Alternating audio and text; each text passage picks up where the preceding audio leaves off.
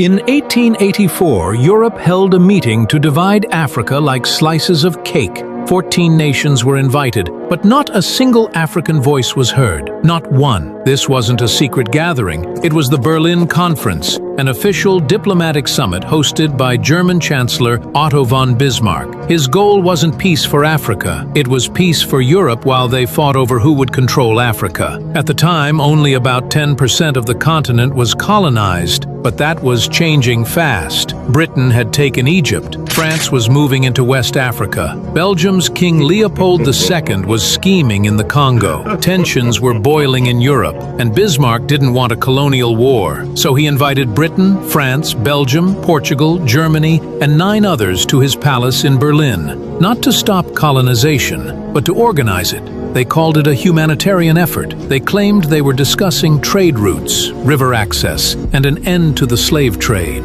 But everyone knew what it really was: a land grab. Inside the meeting hall, giant maps of Africa were laid out on the table. Lines were drawn, borders discussed. And Africa, with over 1,000 ethnic groups, kingdoms, and nations, was treated like it didn't exist. Even when the Sultan of Zanzibar requested to attend, he was ignored. Because this wasn't about Africans, it was about European power. Belgium's King Leopold had one goal: secure the Congo for himself. He called it a mission to civilize, but privately said, "I do not want to miss the chance to secure a slice of this magnificent African cake."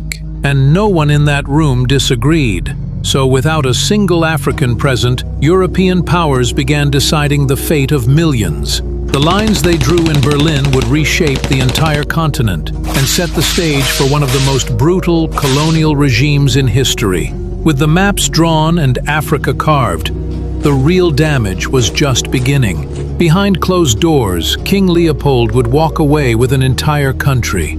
And what he did with it shocked the world.